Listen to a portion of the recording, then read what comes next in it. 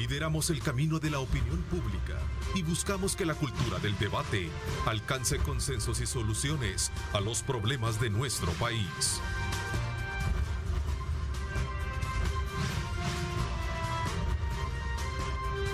Diálogo con Ernesto López. ¿Qué tal, amigos? ¿Cómo están? Qué placer enorme saludarles. Bienvenidos una vez más. Gracias por estar con nosotros desde muy tempranas horas de la mañana. Vamos en esta semana, sin duda, a ponerle como siempre el énfasis pertinente para poder cumplir todas aquellas expectativas, todos aquellos objetivos y planes que se nos presentan en la vida. Recuerde colocar a Dios en el centro de sus actividades para que estos puedan cumplirse. Este día conmemoramos a nivel mundial el Día Internacional de las Víctimas de Desaparición Forzada, proclamada por Resolución de Naciones Unidas desde el año 2010. La desaparición forzada se ha convertido en un problema mundial que no solo afecta únicamente a la región, sino que también el país como tal. De hecho, afecta a grupos de personas especialmente vulnerables como jóvenes, mujeres, los niños y las personas con discapacidad. Hoy vamos a hacer un análisis pertinente sobre este flagelo social, de la cual pues sin duda alguna existen parámetros muy importantes para poderlos poner en perspectiva. Hoy que se conmemora precisamente este Día Internacional de las Víctimas de Desaparición Forzada. Vamos a definir bien ese concepto de desaparición forzada frente a otros elementos que están desde luego en esa misma área. Para hablar del tema, hoy me acompaña la jefa de país de la Oficina de Naciones Unidas contra la Droga y el Delito, UNOC, la licenciada Mónica Mendoza, a quien le doy la más cordial bienvenida. Gracias por acompañarnos. Muy buenos días, Ernesto. Muchísimas gracias por la invitación. Estamos felices de poder estar con ustedes conmemorando el Día Internacional de Personas de Desaparición Forzada a nivel global. También me acompaña la licenciada Vida Gómez, encargada de proyectos de Oficina de las Naciones Unidas también contra la Droga y el Delito 1. Gracias por acompañarnos. Bienvenida. Gracias, muchas gracias por la invitación y qué bueno compartir con ustedes en este Día Internacional. Cuéntenos un poquito, ¿cómo nos encuentra, digamos, esta conmemoración en términos generales y específicamente cómo podemos entender qué significa el tema de víctimas de desaparición forzada? Bueno, muchísimas gracias. Hace varios años la Asamblea General decidió visibilizar a nivel global uno de los fenómenos más duros que está atado en un primer comienzo a los temas de conflicto, a la violencia generalizada y a temas de seguridad en los países y declaró a nivel mundial el Día Internacional de la Conmemoración de Personas de la Desaparición Forzada.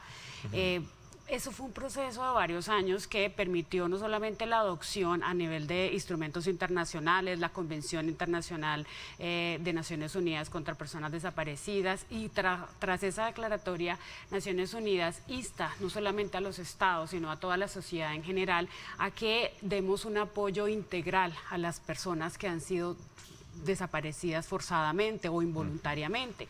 Y en ese contexto se ha analizado que más de 85 países en el mundo sufren de este fenómeno. Las cifras a nivel global, digamos, rebasan millones de personas que han desaparecido en el marco del conflicto, en actuaciones de organizaciones terroristas, en el marco, digamos, de contextos complejos de seguridad, donde las personas son sustraídas, son secuestradas, son apartadas de sus familias, de esa protección legal que tienen y son privadas de todos sus derechos, el derecho a la libertad, a la movilidad, el derecho a la familia.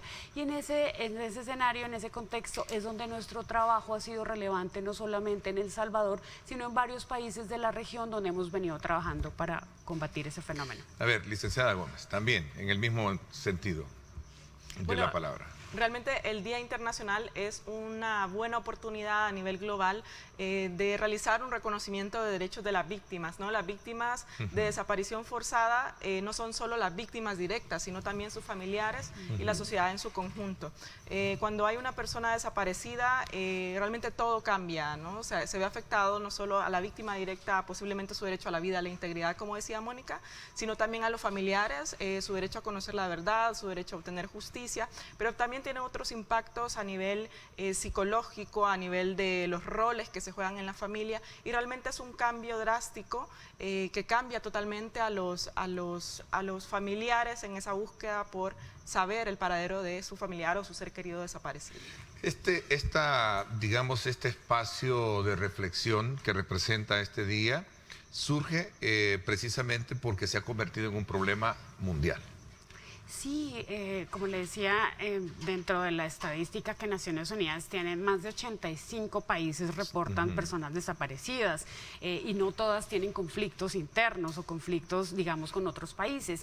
Y en ese escenario es donde se ha buscado que Naciones Unidas no sea, o el sistema Naciones Unidas no sea un observador neutral. Lo que se pide en este ejercicio es que nosotros trabajamos con los gobiernos, trabajemos con las instituciones del Estado en tres aspectos fundamentales. El primero, en el tema de diseño política pública para, digamos, visibilizar este escenario y poder dar una respuesta integral desde el Estado. Lo segundo, acercándonos al sector justicia para poder trabajar con ellos de una manera y que esa política pública permita el acceso a las víctimas a la justicia, que no exista impunidad y a, digamos, defender todos sus derechos. Y el tercero, el más importante, darle un apoyo a las víctimas de la desaparición forzada o involuntaria. A ver, hay una campaña que veo que tienen que de alguna manera busca esa sensibilización, busca llamar la atención. Cuéntenos un poquito más para poderlo, digamos, dimensionar el problema desde esa perspectiva.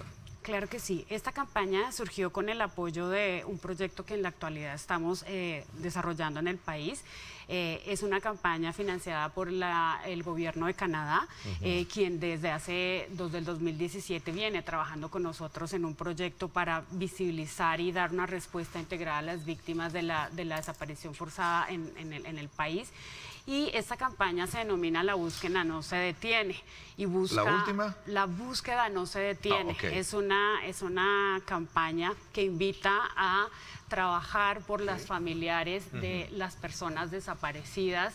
Esta es una campaña que surgió en una mesa interinstitucional que tenemos con las organizaciones de personas desaparecidas, con el Procurador para la Defensa de los Derechos Humanos, y se ha construido, Ernesto, con la intención de romper muchos mitos que existen en torno al fenómeno de personas desaparecidas. ¿Como cuáles, por ejemplo? Varios mitos. Lo primero es que la persona tiene que esperar 72 horas para reportar un familiar. Eso se ha vuelto algo culturalmente aceptado, se repite en las películas, en las series policíacas, y muchas personas no acuden a las autoridades esperando que pasen 72 horas. Cuando una persona desaparece en el contexto familiar, usted comienza a identificar que si su pareja, si su hijo no le contesta al teléfono, algo está pasando, porque en nuestra vida desarrollamos cierto tipo de rutinas que hacen que nosotros, cuando digamos dejamos en silencio y no tenemos ese contacto con nuestro círculo cercano, algo raro está pasando.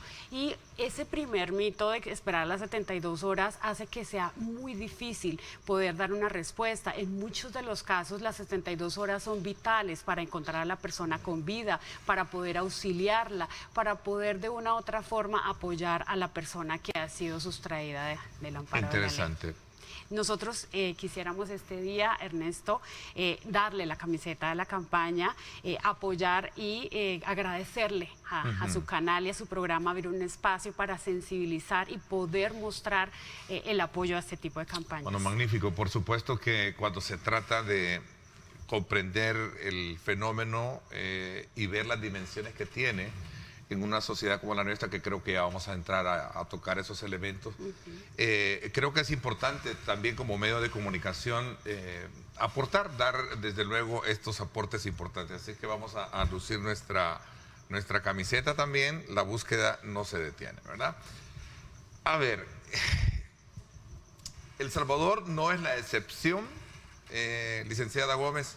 El Salvador no es la excepción y afecta también a grupos de personas especialmente vulnerables.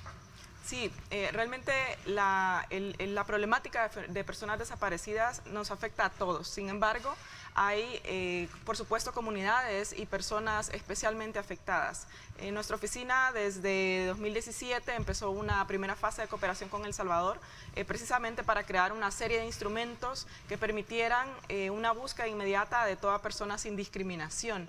Estos instrumentos que hemos promovido en nuestra primera fase de cooperación, estamos dando seguimiento a todas esas acciones y en este 2021 vamos a reforzar la cooperación que nuestra oficina brinda a las instituciones salvadoreñas, tanto del sector justicia como aquellas que se dedican a la defensa de los derechos humanos.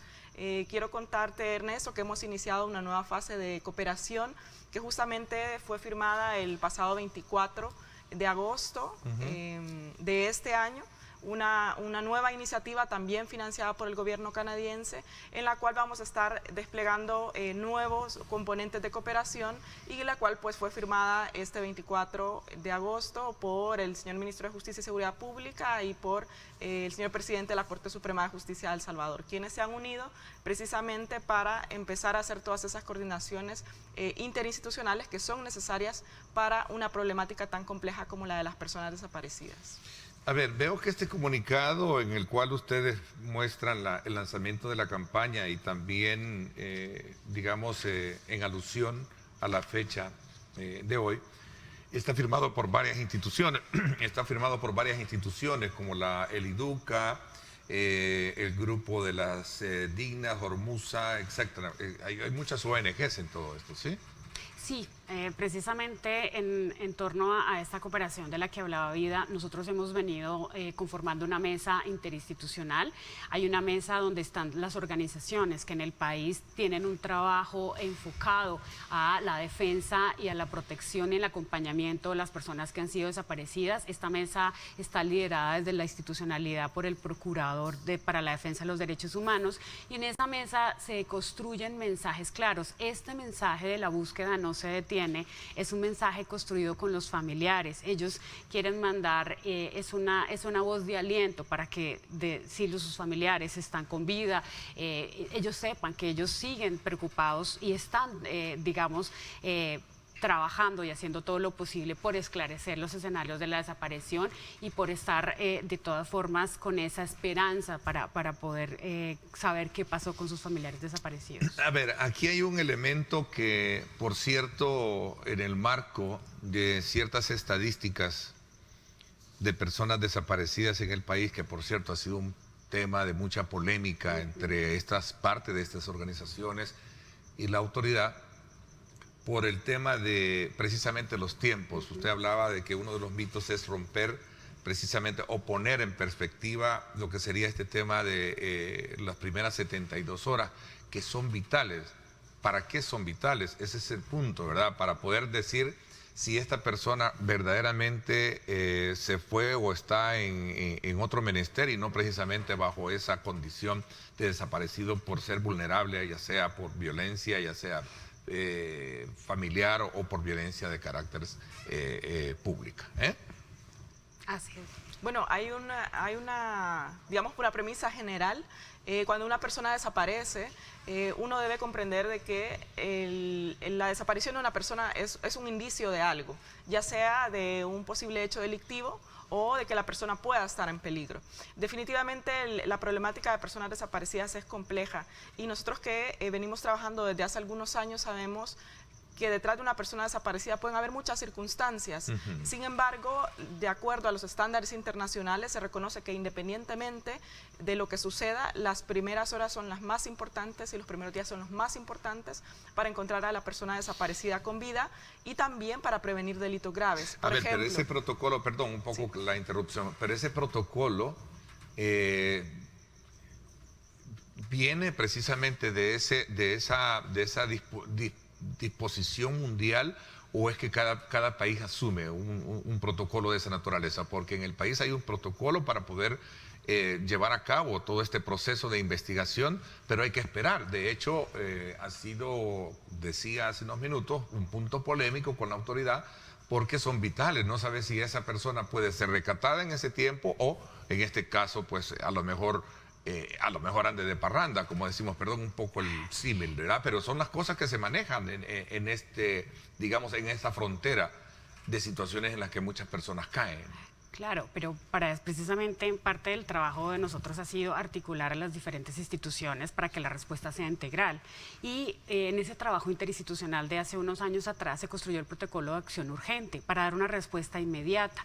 Este protocolo de acción urgente es un mecanismo que existe, que la ciudadanía puede utilizar y que muy pocas veces se conoce cuando una persona desaparece. Y a veces una persona desaparece no siempre en un contexto relacionado con delito. Puede que la persona a veces dice, no, es que estaba en la playa, estaba en parranda, pero el Estado tiene que dar una respuesta a la desaparición de una persona. Cuando una persona es encontrada viva en muchas de las ocasiones o muerta, digamos en uno de los escenarios, hay una respuesta estatal. Lo más complicado de este fenómeno, Ernesto, es que cuando las personas no aparecen y no se establecen sus paraderos, Vida lo explicaba hace un rato, los familiares entran en una especie, digamos, de proceso de victimización, porque nunca saben de sus familiares, nunca pueden encontrarlos y las personas nunca pueden hacer duelo de los procesos y las personas siempre mantienen vivo la esperanza que en algún momento la persona va a ingresar a su casa o va a regresar. Entonces, este tipo de fenómenos son nocivos no solamente para la persona que ha sido privada, digamos, de la libertad o secuestrada, desaparecida, sino para la persona, para la familia. Y en ese escenario, lo que se busca con este protocolo, que es una buena práctica internacional, es encontrar a la persona, aprovechar los momentos, digamos, vitales para el hallazgo de esa persona y poder determinar cuál es el contexto de la desaparición y darle una respuesta a la familia, finalmente, si la persona fue hallada o finalmente es algo relacionado con un delito. A ver, en una sociedad como la nuestra, que obviamente ha estado o pasa por situaciones de violencia, es bien difícil poder o fácil poder aplicar toda esta especie de protocolo. Bueno, el protocolo de acción urgente y la estrategia de búsqueda de personas desaparecidas tiene diversos componentes y todos ellos son importantes. ¿No lo podemos medir así tajantemente o tácitamente para decir que es fácil o difícil aplicarlo por la autoridad? Bueno, realmente requiere un esfuerzo de coordinación interinstitucional.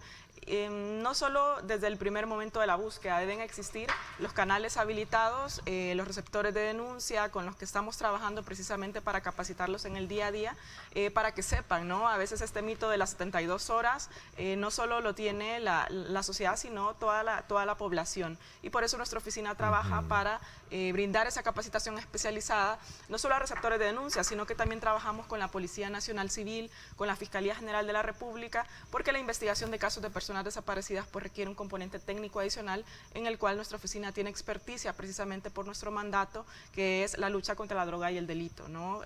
Como decía Mónica, ya las desapariciones forzadas han tenido ese cambio de ser desapariciones en los contextos de dictaduras o conflictos armados para ser cometidas cada vez más por estructuras del crimen organizado. Entonces eso requiere una articulación, no solo requiere protocolos, sino también un poco lo que estamos haciendo este día, ¿no? Darlos a conocer, que la población los pueda exigir y que podamos ponerlo en funcionamiento en toda la institucionalidad del Estado. Ese es un elemento importante que me gustaría también mostrar y conocer más. Que ustedes pertenecen a una oficina de Naciones Unidas contra la droga y el delito, ¿no? O sea, y ver un poco el término del delito, ver un poco la genealogía o el ADN de la oficina versus lo que estamos tratando. Mire, Ernesto, y quizás debió haber sido el punto de partida también para poder, pero interesante el punto, sí, ¿no? No se preocupe, mire, para nosotros ha sido muy importante acompañar el tema de la desaparición forzada. Si usted mira la región, no solamente El Salvador, sino países como México, como Colombia, donde hay accionar de organizaciones criminales atadas a delitos graves como es el tráfico, la trata de personas, el tráfico de migrantes. Estas organizaciones han utilizado la desaparición que en el pasado se predicaba solamente de agentes estatales para eliminar la evidencia, para, digamos, amedrentar a la población. Uno de los los efectos más graves de la desaparición forzada es que no solamente es contra la persona desaparecida, contra su familia, sino que es una práctica leccionante para las comunidades donde desaparecen personas, porque genera ese temor en la población, esa sensación de inseguridad de que cualquier momento va a ser desaparecido. Con la evolución del fenómeno, y como bien lo decía, vida más allá de los conflictos internos y de las guerras o digamos atribuibles a dictaduras militares, esta evolución fue vital para entender que las diferentes manifestaciones que tiene el crimen pueden llegar a tener la desaparición forzada. Aquí nosotros tuvimos un apoyo importante y logramos algo vital, que fue crear el tipo penal de la desaparición de personas. Si bien no se denominó desaparición forzada, que se dejó solamente, digamos, dentro del marco de la legislación nacional atada a la convención, sí se creó un tipo penal para que se castigue cuando una persona desaparece a otra contra su voluntad y que tenga, digamos, ese mayor respeto y, digamos, tenga un mayor valor la desaparición de las personas. Voy a citar un ejemplo. ¿Cuál es la evaluación, cuál es el diagnóstico que ustedes tienen del caso Chalchuapa versus lo que estamos hablando? Conocen el caso de Chalchuapa, ¿verdad? Sí, bueno, realmente nuestra oficina, más allá de casos concretos, de la puntualidad, nuestra oficina lo que brinda es cooperación técnica. Y aprovecho la oportunidad un poco para reflexionar también, Ernesto, sobre la diferencia entre los diversos tipos penales. Por ejemplo, se cree, y uno de los grandes mitos que vamos a estar trabajando es la diferencia entre un homicidio y feminicidio y una desaparición forzada. Muchos de los casos, no solo de El Salvador, sino de la región centroamericana, tienen esos componentes mixtos, los cuales pues presentan definitivamente un reto para las autoridades. Digamos que dentro del rol de Naciones Unidas, nuestro proyecto de cooperación lo que impulsa, por ejemplo, para este tipo de casos es el entrenamiento especializado, por ejemplo, en antropología forense y en áreas científicas.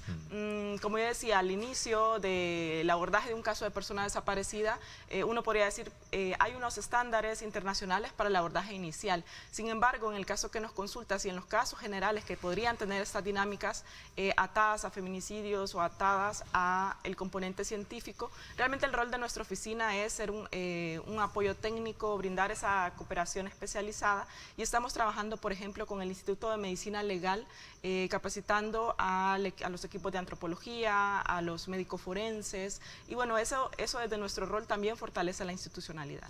A ver, pero cuando yo citaba, y perdón un poco, y aclarado el punto de que no se detienen en ver la puntualidad, sino la generalidad de estudios del comportamiento que tiene la desaparición, lo hacía en función de que ha sido uno de los acontecimientos que ha marcado, digamos, parte de ese debate entre la autoridad, la sociedad y aquellos grupos que también ustedes los acompañan en este tipo de actividades, para sostener de que hay un problema, hay un fenómeno, ¿verdad?, que se llama desaparición versus la estadística de delitos que pueden haber, porque son desapariciones que pueden ser provocadas ya sea por situaciones de las cuales ustedes lo han manifestado. A veces pues, que se puede volver como una acción de utilidad normal, ¿verdad?, seleccionadora o lo que sea, para poder de alguna manera estar generando los efectos nocivos para una sociedad que obviamente quiere eliminar todo ese tipo de situaciones. Hay otro dato bien importante que tengo acá, que al 24 de agosto, en una información que publica una de las organizaciones, no sé si FESPAD está con ustedes, pero recoge un poco la estadística de la Fiscalía General de la República, donde dice que en lo que va del año 2021, en los primeros 8 meses, estamos hablando de un total de 51 menores de edad que se reportan como desaparecidos, por ejemplo. Claro, el tema de las cifras, no solamente en El Salvador, sino en cualquier país, genera muchos problemas. Primero, por la necesidad de homologar la cifra en torno al tema. Lo segundo, porque no todos los casos que están reportados como desapariciones son casos de personas desaparecidas forzadamente. También existen algunas desapariciones, digamos, voluntarias, pero lo más importante, Ernesto, es que hay un subregistro, digamos, que es la cifra negra, lo que se conoce en términos de criminología como aquellos que nunca llegan a conocimiento. Nuestro trabajo, y como lo decía Vida, se ha sentado en varias etapas. La primera etapa fue organizar el marco legal para trabajar en esa línea. Nosotros hemos sido invitados por el Ministerio de Justicia, la Policía y la Fiscalía en una mesa de homologación de la cifra. Frente al fenómeno ha pasado algo, y es que muchas personas acuden a la policía y ponen una denuncia, van a la Fiscalía, ponen una denuncia, y van a Medicina Legal y ponen una denuncia. Entonces, parte de nuestro trabajo de acompañamiento técnico es dar una respuesta a las víctimas, pero ayudar en el proceso de depuración.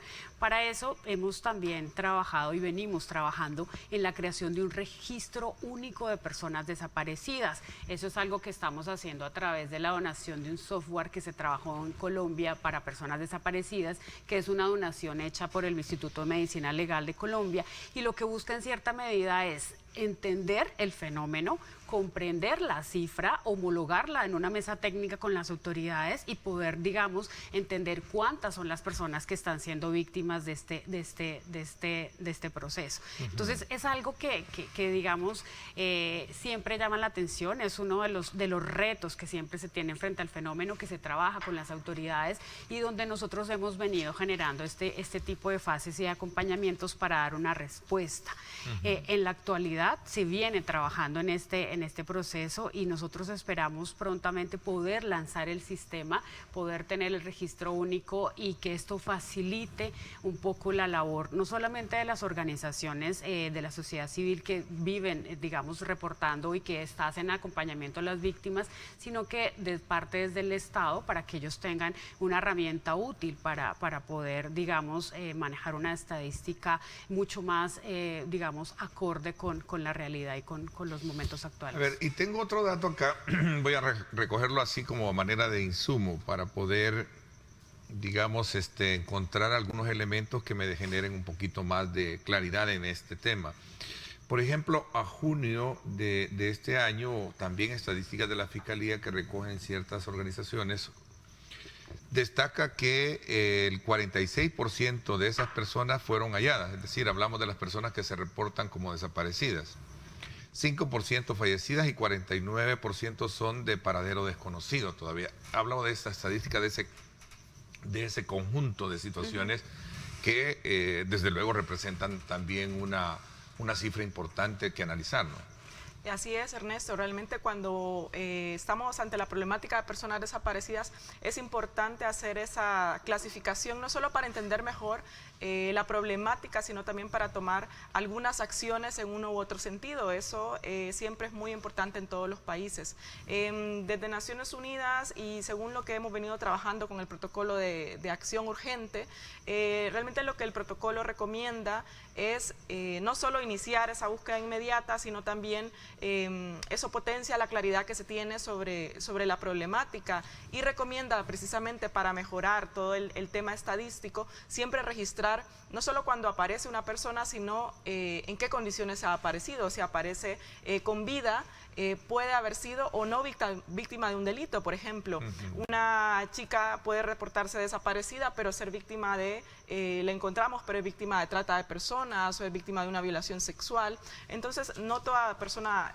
que aparece con vida, realmente podemos decir que no ha sido víctima del delito o que estaba de fiesta. Realmente hay que hacer un análisis, sobre todo con perspectiva de género también, respecto de la situación y de la problemática. Entonces, el protocolo de acción urgente nos dice siempre registrarlo y además determinar cuál fue la razón. Si hay un delito diferente, pues investigar y judicializar ese delito. Y si la persona pues es encontrada fallecida, determinar también si es un homicidio, si es un feminicidio o si incluso puede haber sido, por ejemplo, un hecho no delictivo como un accidente o tantas otras circunstancias que pueden poner en peligro a la víctima. El tema de la desaparición forzada debe de ser colocado, ¿qué estatus tiene hoy en día frente a la autoridad? Es decir, ¿es para bien de usarlo a conveniencia o es que verdaderamente es una realidad? Verlo desde la perspectiva de ustedes es una realidad que debe de tratarse con lupa, ¿verdad? A partir de esto que hemos estado conversando. Y la otra pregunta que me gustaría, voy a hacer una pausa, ya me la están pidiendo, es que si este protocolo de acción urgente es obligatorio ser aplicado, entiendo, por la autoridad per se, este acuerdo entre el sector justicia y el Ministerio, en este caso de Justicia, que se llevó a cabo el 24 de agosto, ¿qué compromisos hay, ¿verdad?, alrededor de este tema? Voy a hacer una pausa, gracias por estar con nosotros, son las 6:59, nos vamos a tráfico a esta hora porque es importante conocer cómo están nuestras calles. Alcanza lo que creías imposible. No le pongas límites a tu motor. Ponle Tecron. Texaco con Tecron. Libera tu potencial.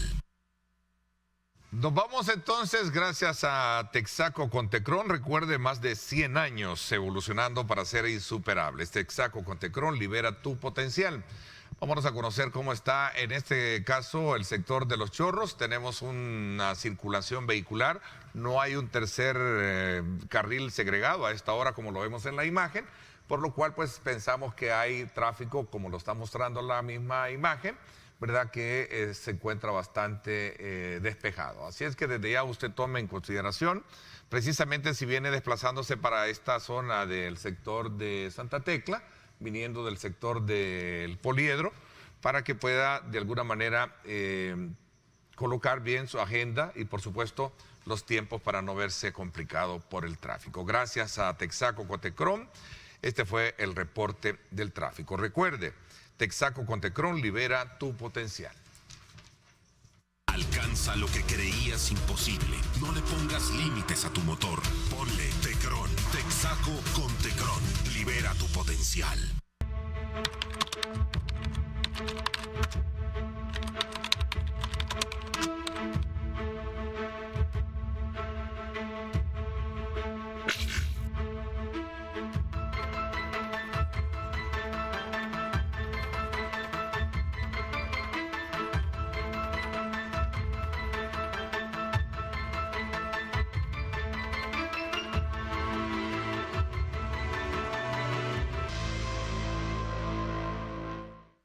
Bueno, estamos desde luego conversando sobre el tema de la desaparición forzada,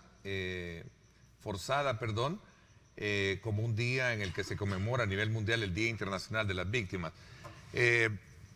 Y estamos precisamente en una valoración sobre el tema del protocolo de acción urgente dictado por Naciones Unidas como un elemento importante que de alguna manera en el país ha venido a colocar en tela de juicio la acción inmediata cuando se pone una denuncia. Lo hablábamos extra en cámara, especialmente cuando se trata de dar un aviso a la autoridad pertinente y obtener respuestas como por ejemplo cuando se dice, no hombre, démosle chance porque a lo mejor o la muchacha estará con el novio, perdón un poco el término y el ejemplo de esa manera, o el muchacho anda de parranda. Entonces, esto entra en, digamos, en contraposición a lo que ustedes decían, que son horas vitales para poder darle una respuesta a la persona. ¿Qué tanto este protocolo de acción urgente se vuelve como un compromiso de acción institucional para un país donde el tema de la desaparición está en boga? Está lamentablemente, y lo voy a decir, de moda. Bueno, Ernesto, eso es un punto muy importante y está enmarcado dentro de la historia de construcción del protocolo de acción urgente. Realmente el protocolo de acción urgente fue constituido en una mesa interinstitucional que fue liderada por nuestra oficina, la Oficina de Naciones Unidas contra la Droga y el Delito, pero en el cual participaron funcionarios de la Fiscalía, de la Policía, de la Procuraduría para la Defensa de los Derechos Humanos, del Instituto de Medicina Legal, jueces y juezas. Realmente el protocolo no es solo una construcción de Naciones Unidas. Ciertamente nosotros brindamos nuestra cooperación técnica para que el protocolo tuviera esos estándares internacionales, ¿no? Lo que hemos hablado, la acción inmediata, la articulación, el respeto de derechos humanos, y ahora el reto es poder cumplir cada una de esas directrices. En el ámbito de obligatoriedad, el protocolo de acción urgente y la estrategia de búsqueda de personas desaparecidas fueran internalizadas en rutas y internas de la Fiscalía y de la Policía, y la última de ellas fue aprobada en agosto del año pasado precisamente por el comisionado Arriaza Chicas. Eso fue un paso importante porque refleja la aplicación o el reconocimiento de esos estándares, pero ahora el reto es precisamente en el cual vamos a estar ayudando en esta segunda fase de cooperación, es llegar a todos los funcionarios, a todos los receptores de denuncia, a los funcionarios que, por ejemplo, se dedican a la investigación de casos y que realmente podamos ir cada vez más viendo ese cumplimiento efectivo del protocolo de acción urgente. Nosotros estamos revisando los medios de manera muy constante y no hay día que no aparezcan datos de personas desaparecidas en el país. ¿Cómo se ve esto en el contexto del llamamiento y los objetivos que se buscan con esta campaña que ustedes muestran este día? Yo creo que más allá de la visibilización, lo que la sociedad espera de las víctimas es una respuesta, y para eso estamos trabajando técnicamente. La respuesta de nosotros viene desde el punto de vista técnico, no solamente en el acompañamiento, en la construcción de las herramientas, sino también en operativizar esas herramientas. La primera parte de nuestro trabajo, Ernesto, estuvo enfocado a mejorar el marco de respuesta, que fuera articulada, que fuera una respuesta de policía, fiscalía, jueces y medicina legal. Una vez superado y mejorado el marco institucional y el marco regulatorio, nos damos a la de operativizarlo. Este nuevo proyecto con el que nosotros estamos trabajando va a generar fuerzas de tarea operativas en los lugares donde tienen mayor ocurrencia las desapariciones, y en esta respuesta lo que vamos a hacer es dar un acompañamiento para que los fiscales de la policía que hacen parte de estas unidades operativas puedan aplicar el protocolo, tengan las herramientas para iniciar la búsqueda, pero adicionalmente a eso, como lo decía Vida hace un momento, tengan una respuesta técnica. La desaparición de personas lleva un expertise más allá de seguridad y del jurídico. Aquí se requieren antropólogos forenses, médicos forenses, odontólogos. Entonces, parte de nuestro trabajo es mirar la multidisciplinariedad, entrenarlos para que ellos tengan esa respuesta, darles los recursos apoyados a los planes que ya vienen desarrollando esas instituciones para hacerlo. Entonces, parte de nuestro trabajo no solamente es el tema de visibilizar el fenómeno y digamos y la voz de las víctimas y de los familiares, sino también acompañarlos a que la respuesta del Estado sea efectiva, y eso es lo que estamos haciendo en este tiempo. ¿Qué alcances esperan tener con esta campaña? Bueno, el alcance, vamos a empezar una serie de fases. Vamos a hacer el lanzamiento oficial o público de la campaña este día, 30 de agosto, precisamente en el marco de la conmemoración, porque es un mensaje muy importante, ¿no? No solo en apoyo a los familiares, sino un reconocimiento de que esta problemática afecta a toda la sociedad.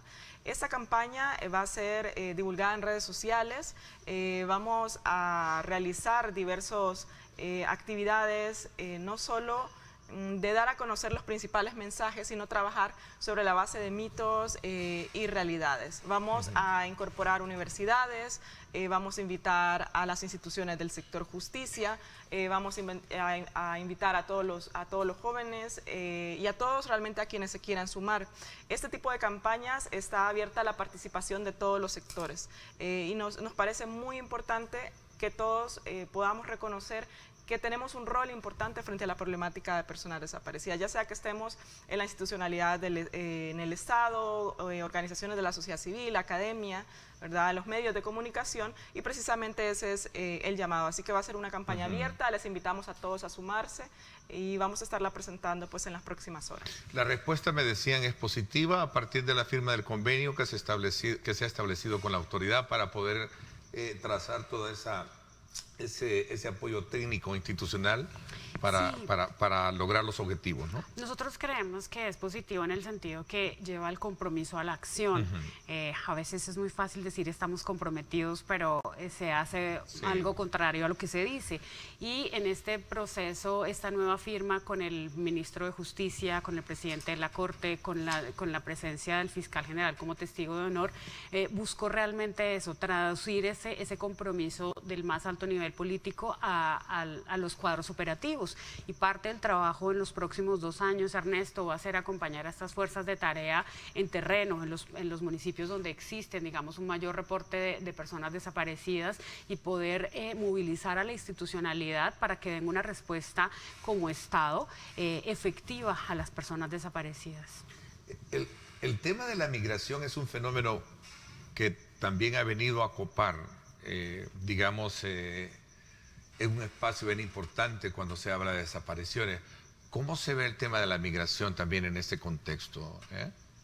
Bueno, definitivamente el tema de la migración es uno de los tantos elementos que nosotros podemos analizar en casos de personas desaparecidas. Sin embargo, bajo los estándares internacionales, lo que es importante, Ernesto, es realizar la investigación de una manera neutral y de acuerdo a las características de cada caso y de cada persona. Con esto queremos decir de que detrás de la desaparición, como habíamos afirmado, pueden haber múltiples circunstancias. La migración puede ser una de las diversas circunstancias que pueden darse. Bajo los estándares de investigación, lo importante es poder realizar toda esta investigación en un conjunto de fases que nos llevarían a determinar si realmente un caso de una persona desaparecida finalmente es un caso es una posible víctima o realmente la persona ha decidido migrar. Hay otra cosa importante en los casos de migración y es que la persona pudo haber decidido irse, pero luego ser desaparecida en el trayecto migratorio. Entonces ya estamos viendo dos dinámicas donde podemos analizar la migración.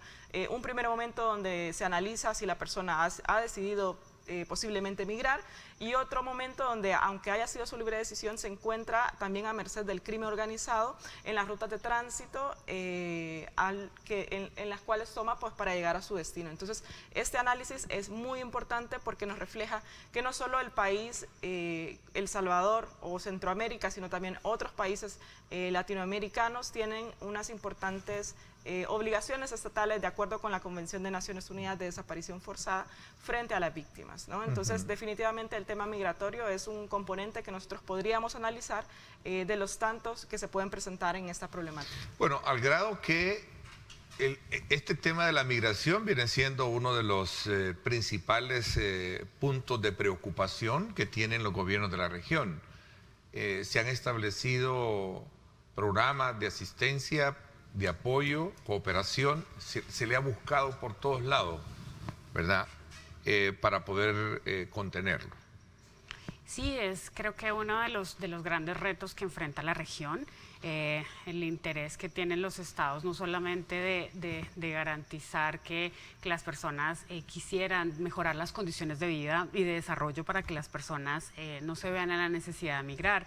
Muchísimas veces las personas que migran se encuentran a fenómenos de seguridad y de violencia bastante fuertes que, digamos, inciden, o son uno de los factores que pueden desencadenar en la migración.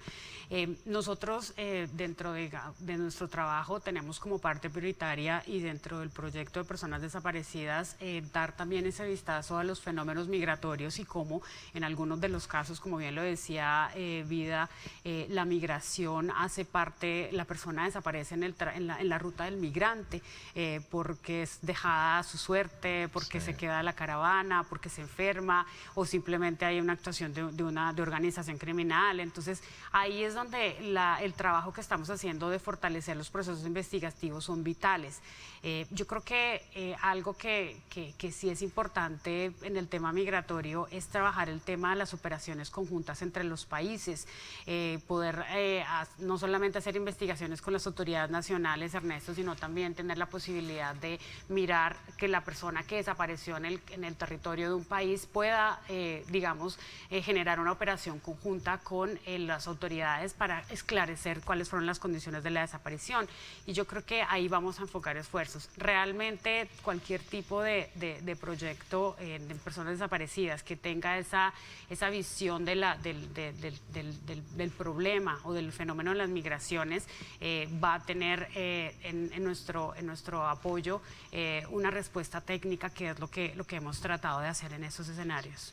Tengo acá una referencia que me recuerda muchísimo el tratamiento de este tema con Ricardo Sosa, que es una persona que ha estado, desde luego, dándonos también sus puntos de vista a través de las investigaciones que él ha hecho en esta materia. Al final, el 9º mes del 2020, el promedio de denuncias diarias en las sedes de la PNC era del 3.9%. En la actual administración la disminución es de 5.3 puntos porcentuales, con una aproximación de 50 denuncias, pero no quiero enredarme un poco en los números. Al final, las personas que aparecen son en su mayoría ubicadas por la PNC por medio de un protocolo de búsqueda urgente que se activa de inmediato en las primeras horas tras la denuncia. Hay personas con ausencia voluntaria que aparecen, no todos son violencia per se. ¿Cómo examinan ustedes este?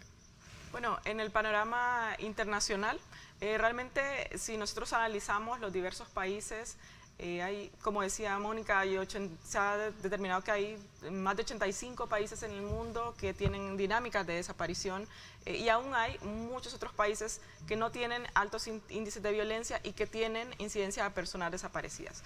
Eso es importante mencionarlo porque la problemática no es solo de una región o de un país específico. Ahora, las desapariciones en general en los países, cuando se reportan, la regla es que no todas las desapariciones van a ser delictivas y eso no significa que no deban haber protocolos internacionales de actuación. Por ejemplo, hay muchos países que de acuerdo con la realidad tienen protocolos, por ejemplo, para personas desaparecidas que padecen Alzheimer, por ejemplo, y que ya tienen un registro previo en las policías de algunos estados. Estoy hablando de algunas buenas prácticas internacionales. Entonces, realmente el tema de la desaparición es importante abordarlo según las dinámicas de los países, pero es digamos, esperado que no toda desaparición que se reporta sea necesariamente delictiva. Sin embargo, sí, toda desaparición que se reporta debe ser tratada como delictiva, precisamente porque en esas primeras horas y en esos primeros días es cuando la información es vital para poder respetar, ¿no?, la vida y la integridad de la persona. Entonces, es un análisis que no debería hacerse en los primeros momentos, sino actuar como si realmente se tratara de un delito y precisamente serán las investigaciones las que determinarán qué había pasado con esa persona y, como habíamos dicho, si está con vida o está sin vida o si ha sido víctima o no ha sido víctima de un delito. Yo recuerdo que, bueno, he visto la experiencia de otros países que tienen unos sistemas de alerta en carreteras cuando una persona desaparece inmediatamente.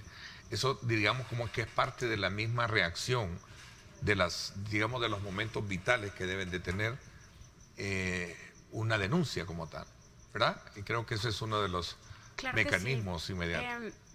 Hay muchísimas prácticas internacionales que son positivas, no solamente las alertas tempranas, las llamadas de auxilios entre vecinos. En algunos países se ponen en los elementos de consumo la cara a la persona desaparecida. O sea, hay muchas herramientas que permiten, la tecnología nos está permitiendo a través del uso, digamos, de las redes sociales, alertar frente al fenómeno. Lo más importante, lo que decíamos, Ernesto, es que realmente las personas encuentren una respuesta del Estado.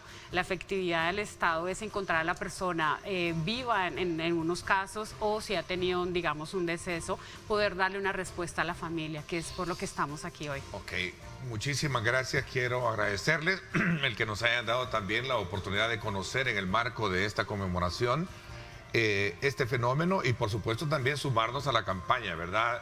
La búsqueda no se detiene. Voy a aportarla, voy a ver también mi pulsera para que tengamos, desde luego, elevemos ese nivel de conciencia también que deben de tener. Aquí estamos.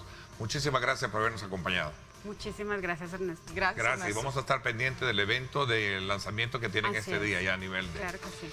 Bueno, nos vamos entonces a pausa comercial. Cuando regresemos, conozcamos más cómo está este tema de las placas vehiculares a través de este nuevo orden alfabético que tiene precisamente como disposición la asignación de las placas alfanuméricas, así también de otros temas relacionados con transporte. Saúl Castelar, viceministro del ramo, me acompaña en cuestión de segundos. Pausa y volvemos.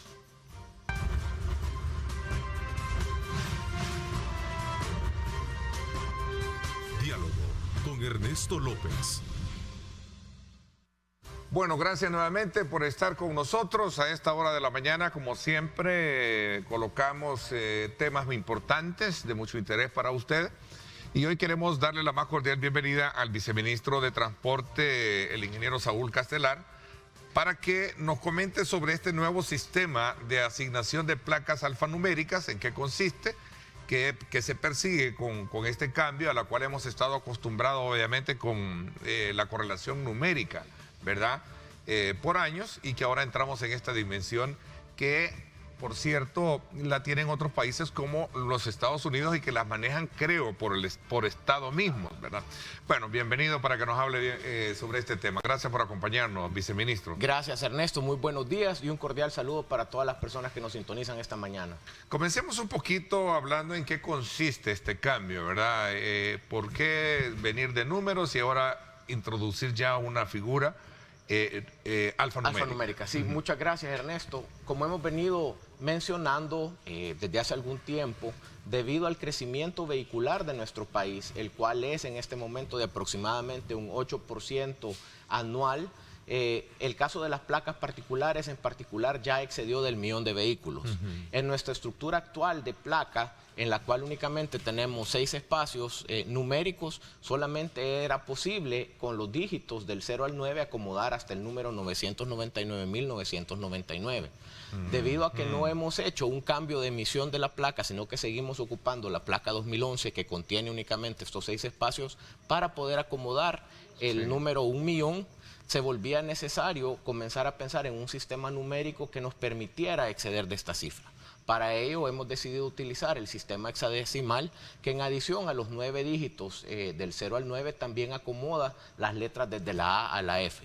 Al poder hacer este acomodo y esta nueva secuencia numérica, este nuevo sistema numérico, al introducirlo dentro de nuestra placa actual, nos vemos en la posibilidad de poder acomodar hasta 4 millones de placas y por lo tanto hacerle frente al crecimiento vehicular que estamos teniendo en nuestro país. Es únicamente aplicable en este momento al caso de las placas particulares de nueva matrícula. Los demás tipos de vehículos, las placas C, las placas de alquiler, las placas AB, las placas MB, tienen un espacio o una cantidad de números no utilizados, por lo cual no van a sufrir en este momento ningún tipo de modificación y solamente va a afectar a las primeras matrículas de vehículos placa P. Ok, esa es una noticia también bien importante. Yo tengo mi placa X, no me la sé, pero lo cierto es que esa no va a sufrir. Así es, yo creo que es muy importante mencionar esto. Las personas que tenemos una placa regular, digamos, con la numeración hasta el 999.999, en el caso de las particulares. Que no pase del 1.000.000, exacto, de los 6 números. Que no pase del 1.000.000 o que no sea una nueva matrícula, no va a recibir ningún tipo de modificación, va a seguir circulando con la misma placa y esto únicamente afecta a estas nuevas matrículas y los costos de las placas se mantienen y el mismo proceso de obtención también sin ningún tipo de cambio. A ver, para seguir todavía comprendiendo mejor, yo voy a seguir manteniendo el número mi placa numérica. Así es. ¿Sí? Así es. Pero adquiero otro vehículo. Sí. Y este vehículo entra ya en la nueva numeración. En la nueva numeración. Una nueva matrícula que requiere que se le asigne un número por encima del 1.000.000, debido a que seguimos ocupando la estructura actual de 6 espacios en nuestra placa, requiere de que en los últimos 3 dígitos de la misma tengamos que acomodar una numeración alfanumérica en la cual, en adición a los números, vamos a encontrar letras, desde la A a la F. Por ejemplo, A. Por ejemplo, la primera placa que ingresamos la placa 1.000.000, es la placa 00100A. Entonces esa fue la primera placa que nosotros entregamos ya bajo esta nueva numeración, la placa 1.000.000. Y de ahí, 00100A fue la primera placa que se entregó. Y de ahí pues sigue la 100B, 100C y así sucesivamente. Vamos a seguir pues con esta numeración que, como les menciono, tiene la ventaja de que nos permite entonces acomodar hasta 4 millones de vehículos y por lo tanto hacerle frente al crecimiento vehicular de nuestro país en los próximos años bajo el esquema de placa actual. Habla de crecimiento vehicular, ya vamos a hablar de eso, pero quiero salir un poquito con el tema de las placas.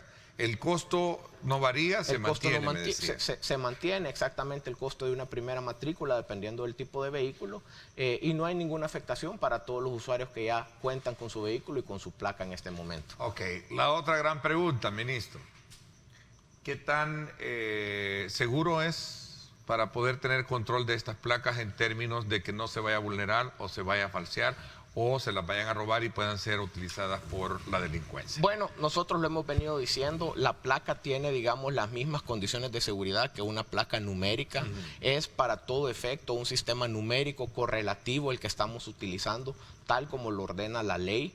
En eso estamos siendo muy cuidadosos y respetuosos de lo que la ley de especies fiscales mandata en relación al manejo y el control de los nuevos vehículos en circulación, y por lo tanto tiene las mismas condiciones de seguridad que una placa tradicional. No hay ningún problema en este sentido y por lo tanto nos mantenemos bajo las mismas condiciones de seguridad que le aplican a una placa numérica completamente. A ver, pero esto de la seguridad, obviamente toda placa es vulnerable, ¿no? Exactamente.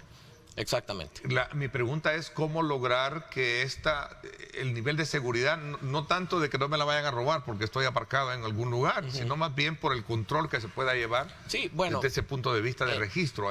Otra vez, en el registro lo que estamos colocando con esta secuencia de números y letras es también un control correlativo y por lo tanto para nosotros identificar una placa numérica en la cual únicamente tengamos dígitos o una placa numérica en la cual hay un formato hexadecimal es completamente transparente para la policía de la misma manera y por lo tanto no hay ningún tipo de vulnerabilidad adicional que se agrega al haber cambiado en este formato numérico que, como lo menciono, especialmente para las personas que están involucradas con el sector computación, es muy común, digamos, el sistema hexadecimal que estamos utilizando y por lo tanto no representa, digamos, en términos de control y de registro ningún tipo de dificultad adicional. Este modelo que se introduce comparativamente hablando en la región, ¿lo tienen otros países? ¿Sí? Como usted lo mencionó, es un modelo que se utiliza, por ejemplo, en Estados Unidos, en algunos estados. No, en el caso de la región, Centroamérica lo tiene así, sí. Creo que ya Guatemala tiene también letras, está acomodando letras en su numeración y creo que nuevamente era para la mejor manera para nosotros poder acomodar dentro de la placa actual sin afectar, digamos, a las personas que ya contaban con una placa y mandatados, digamos, por la ley, una buena alternativa para poder mantener el orden en el registro de las nuevas matrículas que vamos a ir recibiendo en nuestro país. Y en este caso hablamos de un modelo muy propio que Estados Unidos siempre lo ha tenido. Y cada estado tiene, creo, su propia nomenclatura. No sé si, no es nomenclatura, su propia secuencia designación numérica. Exactamente. De placas, sí. Y nosotros estamos pues caminando hacia este proceso que nos permite acomodar una cantidad mayor de placas y que al mismo tiempo, hay que mencionarlo, en cuanto a las reformas legales también hemos solicitado a la Asamblea Legislativa la consideración para poder incorporar modificaciones en nuestra ley de tránsito para que en el futuro, de haber un cambio masivo, podamos también incorporar el tema de placas personalizadas, que también son algo que en otros países se permite realizar. Ya una placa con una nomenclatura que sea muy particular de la persona y por la cual probablemente se tenga que cobrar un poco más. Es interesante ese punto y me gustaría conocerlo. Por ejemplo, hay estados que con ese propósito colocan la cuestión numérica, pero abajo le ponen Arkansas, y ya se sabe que es de ahí, sí. Houston. Sí. Quizás podríamos entrar también en esa dimensión. Vamos a hablar de eso a continuación, porque están pidiendo una pausa ahorita. Y, por supuesto, usted, viceministro, habló del tema de crecimiento vehicular. Sí. El crecimiento vehicular, desde la perspectiva, digamos, de condición económica de un país, puede ser un referente importante para decir de que es un país que estamos en cuestión económica muy bien, y qué bueno. Pero también es un problema. Representa retos. Representa un gran reto. Así veámoslo en términos no de problemas, sino de desafíos. Me parece interesante el término. Voy a la pausa. 7:32. Gracias por estar con nosotros. Hablando de tráfico. Ahí tenemos un poquito. Y hablando de esa población vehicular, ¿verdad? Ahí tenemos el ingreso hacia la ciudad capital por el sector de la ex terminal de buses de Oriente, en el carril que comprende Citrán y por supuesto también la conexión misma que se tiene hacia el Boulevard Arturo Castellano. Este es un común denominador, aunque no sea el denominador común, ¿vea? Pero y este momento se ve bastante fluido. Bastante fluido, a pesar de que es del día lunes. Sí, así es. Este es un tema que lo hemos conversado, incluso he tenido, como lo dije la vez anterior, el gusto de conocerlo antes de ser funcionario, ¿verdad? y lo hemos tratado este tema como Así tal, es. ¿verdad? Y yo creo que esto es producto, si no me equivoco, de un accidente porque hay un problema Así es. desde tempranas horas allá por el sector de Ilopango, Correcto. en el aeropuerto de Cerca del túnel. Ilopango. Hay un accidente y eso ha detenido también y por eso creo que está así. Correcto. ¿Verdad? Producto de lo que ya se detiene, ahí está. Pero bueno, esa es materia suya. Ya vamos Así a hablar de esto perfecto. cuando regresemos. Vamos a la pausa, 7:33 minutos. Gracias por estar con nosotros en esta mañana de día lunes.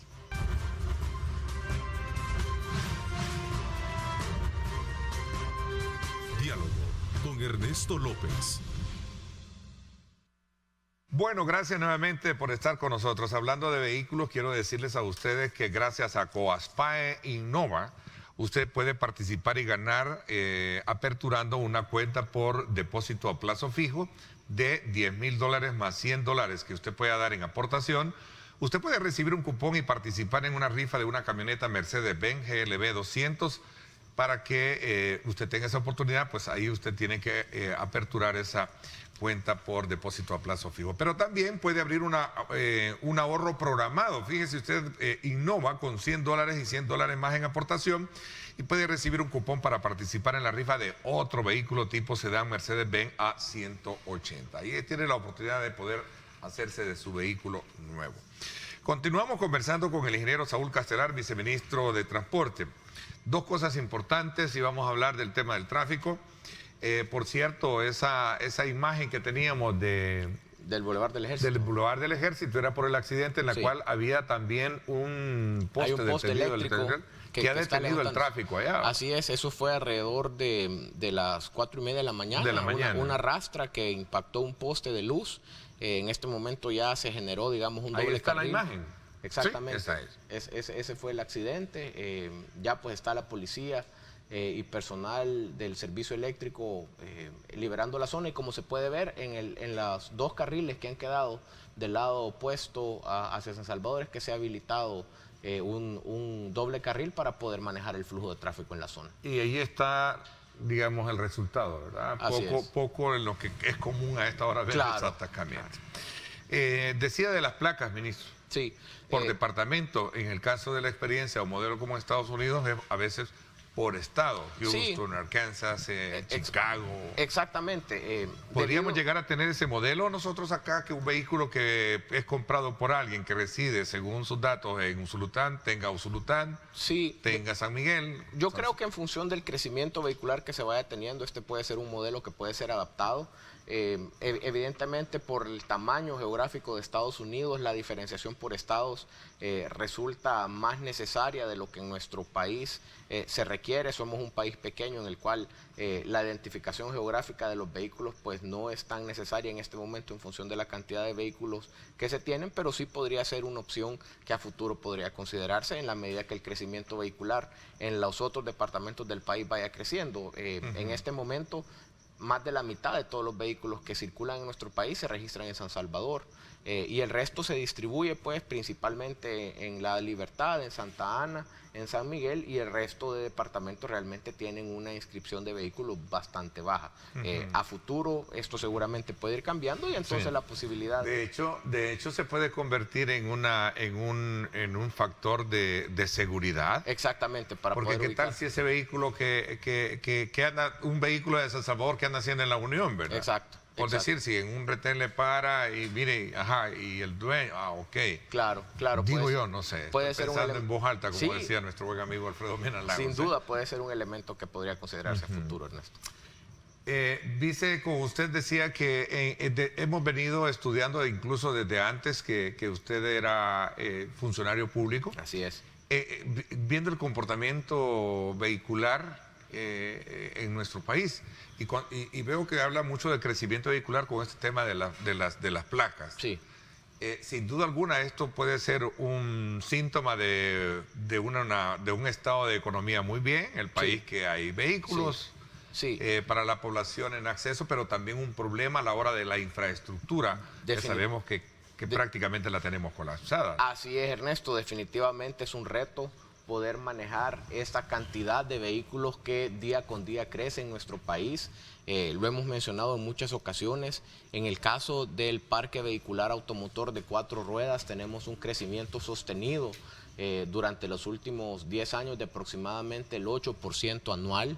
Y en el caso de las motocicletas esto es todavía más preocupante, porque las motocicletas están creciendo a una tasa de aproximadamente el 17% anual. Esto quiere decir que a la vuelta de 5 años más o menos estamos ya duplicando el número de motos que tenemos en 5 años previos, y por lo tanto enfrentar este crecimiento sí que representa un reto muy grande. ¿Qué es lo que se tiene que hacer? Usted ya lo mencionó, la salida del lado de la oferta vial es complicada. No podemos hacer crecer nuestra oferta de espacio vial, nuestra oferta de infraestructura vial en la misma tasa en la cual está creciendo el parque vehicular, y por lo tanto se trata de buscar mecanismos y alternativas para que el vehículo privado, para que las motos no se vuelvan la principal opción de movilidad de las personas. ¿Qué toca hacer para esto? Bueno, toca mejorar el espacio vial para que los medios de transporte como la bicicleta, el caminar sean opciones, y en el caso de viajes ya de una distancia mayor que la que se pueden cubrir con medios no motorizados, el poder proporcionar un sistema de transporte público de mejores condiciones, con mayores condiciones de seguridad, y que pueda resolverle las necesidades de transporte y de movilidad a las personas que tienen la opción de tener un vehículo privado, realmente se vuelva una alternativa y nos permita solucionar o contribuir a reducir la gran dependencia que tenemos en este momento del transporte privado. Mire, este anuncio que hizo el ministro de Obras Públicas me parece que es bien importante. No es la solución un paso a desnivel. No. De eso estamos claros. Creo que la mayoría, y especialmente aquellos que conocemos un poquito, sí, digamos, de este rubro, siempre lo he dicho, yo tuve la oportunidad de trabajar muy cerca del área de transporte, me especialicé en unas áreas, en términos de capacitación, pero sí representa también un alivio. Es un paso adelante, ¿verdad? es decir, en los lugares en los cuales nosotros tenemos en este momento, por ejemplo, una intersección de 4 accesos, la siguiente iteración, digamos, para poder mejorar problemas puntuales de conflictos en la misma, es pensar en un redondel. Cuando el redondel llega a su capacidad última de poder acomodar los niveles de tráfico en la misma, el siguiente paso es separar los flujos, y por lo tanto ya los pasos a desnivel se vuelven una alternativa.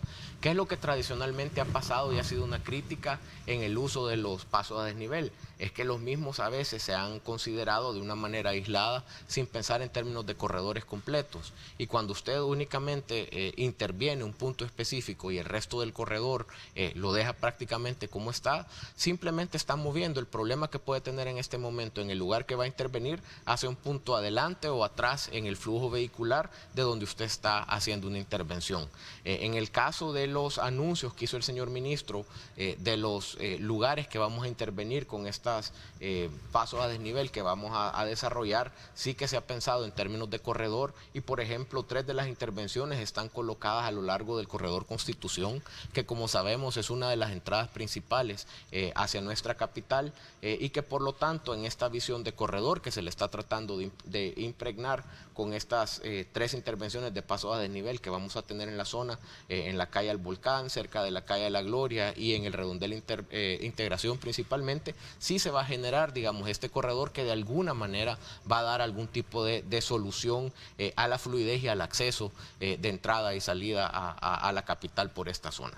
Creo que es importante mencionarlo, estamos claros, el señor ministro está claro que la alternativa principal de solución pasa por mejorar, digamos, el transporte público y procurar alternativas en las cuales el transporte no motorizado y el transporte público puedan competir de mejor manera con el transporte privado, por tratar de generar condiciones en las cuales el anhelo de los salvadoreños no sea comprar una moto e independizarse del transporte público, y esa es también otra de las aristas en las cuales se está trabajando y en las que consideramos hay que trabajar de manera sostenida y con una apuesta muy de conciencia para poder lograr controlar de alguna manera la congestión de nuestro país. Sé que me voy a identificar con muchos, y digo que con todos, para tocar un tema hablando de esos cambios o esas propuestas o esas medidas que se están analizando. Voy a combinar 2 cosas, lo del tema de los pasos a desnivel con este problema que se genera cuando hay un accidente, Sí. que ocasiona un gran problema de estrés a la economía, los congestionamientos. Sí. Los congestionamientos generan un problema de impacto económico Así es, y de salud, así es. ¿verdad? Y a veces esto se da por una pequeña colisión, pero pequeña, ínfima colisión, diría yo. insignificante. ¿Qué medidas está proponiendo el gobierno y usted para corregir ese problema? Porque pasan horas para querer resolver el problema de un pequeño rasguño, Sí. pero tienen colapsado toda una gran arteria. Correcto. Eso yo creo que debería de corregirse. De acuerdo. No lo sé. No sé si Sí. hay algún estudio en particular de eso. sí. Voy a hacer la pausa. Perfecto. Regreso para que hablemos de eso. Gracias por estar con nosotros.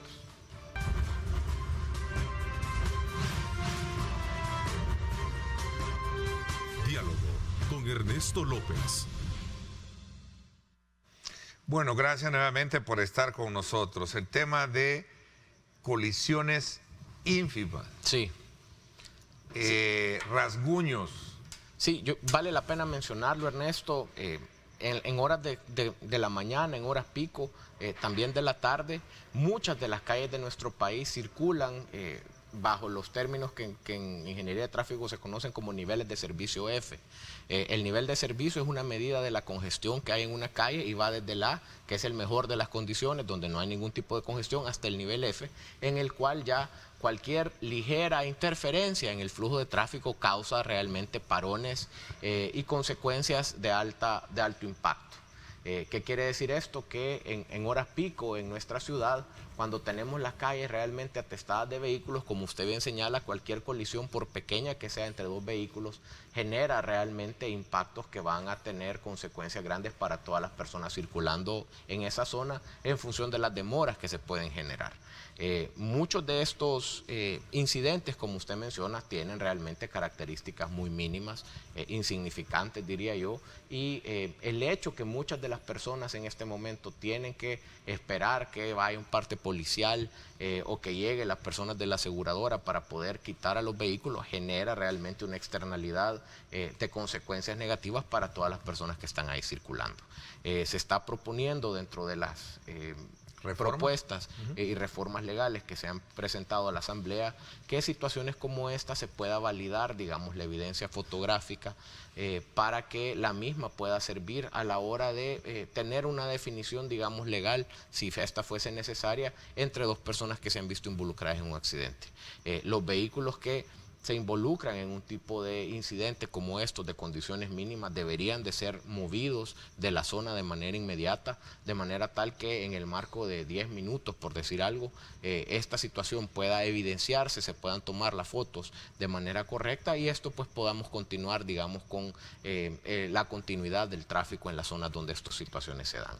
Hay muchos de estos incidentes que se dan día con día y como usted bien señala, el impacto que tienen es enorme para las condiciones de circulación y por lo tanto buscar mecanismos bajo los cuales la evidencia fotográfica, hoy toda persona que tiene un vehículo tiene un teléfono que podría servir perfectamente para poder evidenciar, digamos, una situación de este tipo, nos puede ayudar también a mejorar, digamos, los niveles de congestión que estamos teniendo. Voy a correr en el tiempo. O sea, esto se va a corregir, este problema. Una de las características que tiene esta nueva administración de gobierno es que hágase, punto. Sí. ¿Se va a corregir esto? Yo espero que sí, que podamos tener una incidencia positiva en este tipo de elementos. Ya tenemos algunas aseguradoras que están comenzando a utilizar la evidencia fotográfica. Tenemos que volverlo obligatorio para las demás aseguradoras y también estamos trabajando con la policía para que en el parte policial, debido a que no podemos tener tal vez la cantidad de funcionarios policiales suficientes para poder tener la atención de los accidentes de manera inmediata en casos donde estas colisiones sean mínimas, donde los vehículos puedan seguir funcionando y operar sin ningún tipo de apoyo externo, se puedan quitar de la calle rápidamente y por lo tanto resolver de mejor manera estos problemas. Y esto de los separadores de calles también es otro, no sé, o es una cosa positiva o tiene sus ventajas o tiene sus Así es, desventajas. como toda medida, no hay una medida que es la panacea sobre las demás. Cada caso es particular y la evaluación de dónde pueden ser importantes colocar separadores debe de realizarse de manera específica en una situación de caso por caso. Creo que lo que nosotros hemos venido a implementar desde que llegamos al gobierno en cuanto al uso de separadores y la posibilidad de tener separadores plásticos movibles en algunas zonas ha venido a ayudarnos. Hemos resuelto bastantes situaciones de congestionamiento en lugares donde antes, debido a los separadores, simplemente no era posible generar vías alternas. Lo vimos esta mañana en el caso del Boulevard del Ejército, donde tenemos algunos separadores movibles que permiten entonces habilitar el otro sentido de circulación para poder aliviar de alguna manera estos problemas. Y creo que en el caso de los Chorros también en el caso de los Chorros y en el caso de la carretera La Libertad tenemos también estos mismos dispositivos. Creo que han dado buenos resultados y como le menciono, si bien no son una alternativa que seguramente pueda generar únicamente impactos positivos, en la medida de los casos en los que lo hemos utilizado sí que hemos logrado obtener ventajas para la gran mayoría de personas que se ven circulando en esa zona.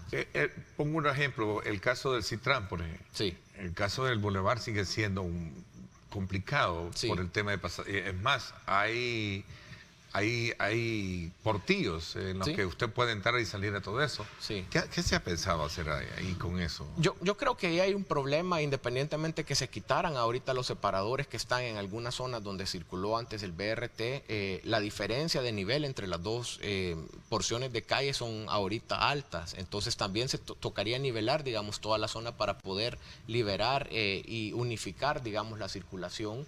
Y por lo tanto es parte de lo que sí se ha analizado y se está estudiando el momento para poder intervenir y liberar, si eso fuese necesario, de esos separadores. Creo que otra vez es cada uno de los casos el que debe analizarse y preparar, digamos, una solución o una intervención de ingeniería de tráfico acorde a la situación específica que se identifique en cualquier tipo de calle que estemos analizando. El Citrán, ¿qué futuro tiene? ¿O eso pasa ya a la historia? Bueno, yo creo que en este momento, Ernesto, donde todavía tenemos desafortunadamente una situación de pandemia no controlada, donde tenemos que seguir promoviendo las medidas de bioseguridad y donde el Ministerio de Salud todavía nos manda a guardar condiciones de reducción de cantidad de pasajeros. Los medios de transporte masivo se ven con un reto para operar. Esa es la parte que nosotros reconocemos como una situación válida que en este momento afecta a la operación de medios, donde es necesario tener más personas paradas que sentadas. Hay que decirlo, a diferencia de un bus tradicional, la relación de asientos que tiene un vehículo del transporte masivo como los del BRT es justamente a la inversa. Usted en un bus tradicional lleva el 70% de su carga con la cual debe de operar y debe de funcionar sentada. En cambio, en el vehículo de transporte masivo, el 70% de las personas, para poder garantizar una operación en negro, digamos, deben de ser personas paradas, que en este momento no están autorizadas por las recomendaciones de salud y por lo tanto sí se vuelve un reto, digamos, poder operar en condiciones de eficiencia operativa. Mientras tengamos esta situación de pandemia, creo que va a ser difícil que nosotros veamos circular otra vez el transporte masivo y eso es parte de los elementos bajo los cuales pues en este momento estamos operando, esperando que esto pueda cambiar. ¿Y hay cambios de ruta en el centro? ¿Con qué objetivo? ¿Qué se busca? Únicamente se han afectado 5 rutas en el centro histórico en este momento y esto obedece precisamente a una petición que se hizo desde la alcaldía por algunas intervenciones que se van a realizar en el centro histórico. Son 5 rutas, aproximadamente 140 unidades que han sido afectadas por estos cambios. ¿No entran al centro ya? Están circulando periféricamente por el centro. Hay una modificación en cuanto a las calles, pero obedece precisamente a esta razón de que hay algunas vías del centro que van a ser intervenidas por la alcaldía y por lo tanto estamos colaborando con la presencia de gestores y en coordinación con los operadores para poder proveer vías alternas y alternativas a las personas que utilizan las rutas afectadas por este cambio. Bueno, y preguntan acá los transportistas sobre el tema de la compensación atrasada. ¿Cómo está la Bueno, ese es un tema en el cual nosotros prácticamente lo que hacemos desde el viceministerio es presentar las planillas mensuales para que Hacienda se encargue, digamos, del pago. Estamos enterados de que en este momento hay algunos retrasos con algunos meses de compensación. Estamos por cerrar el mes de agosto.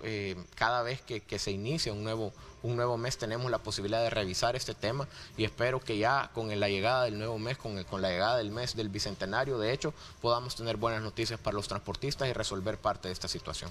Bueno, quiero agradecerle, viceministro, por acompañarnos y ponernos al día precisamente con un tema tan importante, un tema tan sensible y urgente de tratar, que es el tema del tráfico en nuestras calles.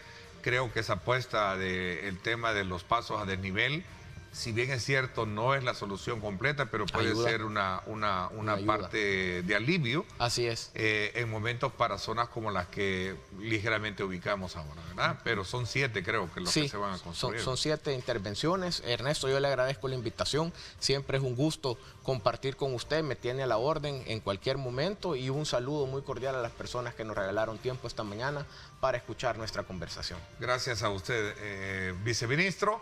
Por mi parte, esto es todo por hoy. Pásenla bien y como siempre recuerden lo más importante, amar a Dios sobre todas las cosas.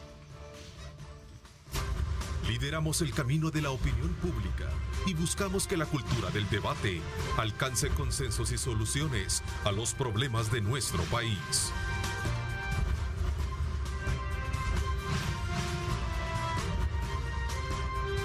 Diálogo con Ernesto López.